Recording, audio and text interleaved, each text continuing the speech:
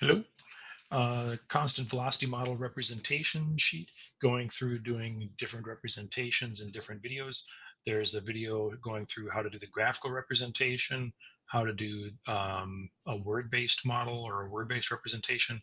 This video is going to focus on these diagram-based representations, um, and going to do that with this sheet, practice problem stuff. The reminder that when you're looking at the assignment sheet for today, you are only to be working on the sections that are not grayed out. The grayed out sections do have helpful and valuable information that you need to do the other sections. It is not possible for me to complete this question, this section, without referencing the grayed out portions of the worksheet. So um, these sections have been done on different videos. So working on this diagram-based representation. Um, this is something that we haven't talked about until today. So this is the very first time you're taking a look at this. Um, it's not tremendously complicated. Um, but having said that, I wouldn't be surprised if I missed some critical part of the description that needs clarification. So if you're working on this and it doesn't make sense, send me an email and I'll try to address what I maybe didn't state so clearly. So this representation here, what we're going to try to do is represent this motion. And with the camera angle changing and things, I'm going to simplify it a little bit.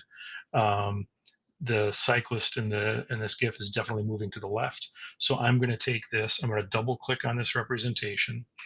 Um, and I am first things first.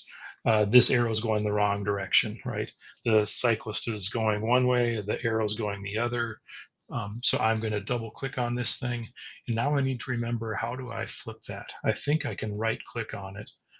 And right click, it says rotate. And then I'm going to say um, flip horizontally. That just uh, points it the other direction, and that's that. So that's how that flip works.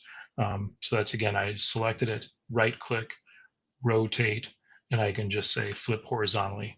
Bada bing, bada boom. There you go.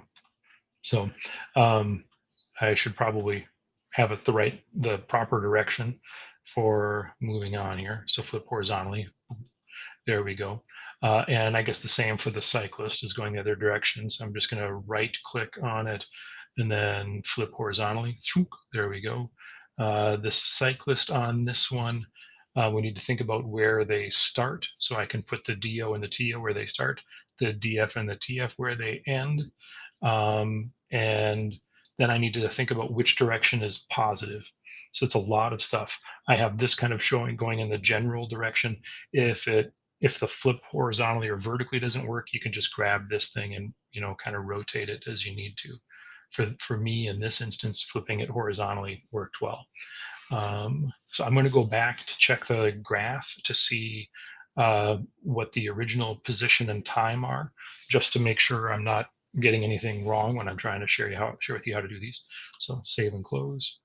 I go over here, and the starting position was 300 meters and 0 seconds, and the ending position 700 meters and 4 seconds. We'll see if I can remember all of that in one shot. So here I can say the starting position was 300 meters, running out of space. So I'm going to stretch that bugger out a little bit, and 0 seconds. Um, all right. And then before I forget what these different values are, I'm going to go down here. And that ending spot was 700 meters. I should say ending position was 700 meters.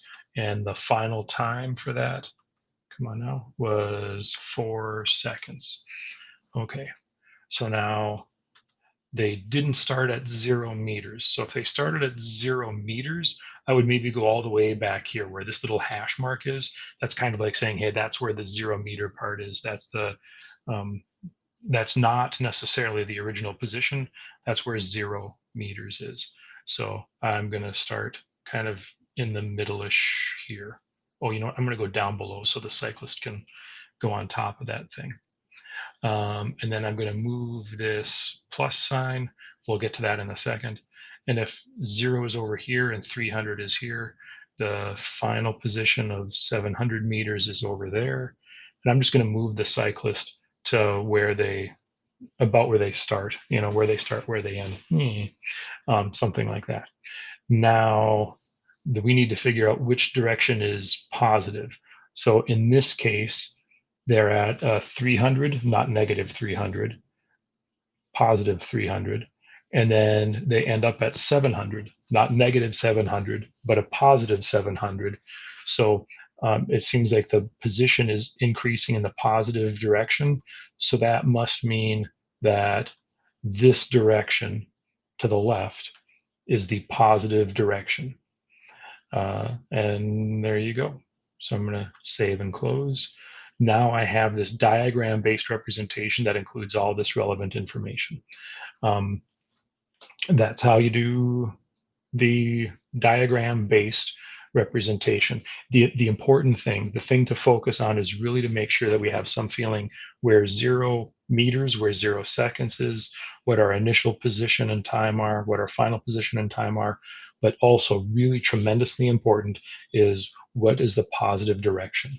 Um, needing to make sure we're careful of that. If our graph is going down in the negative direction, if all of our numbers are negative, then I would have put the positive over here, and the arrow could still be going to the left, saying I'm going this direction, but this would then become a negative, and this would be the positive would be over here. All right, there you go.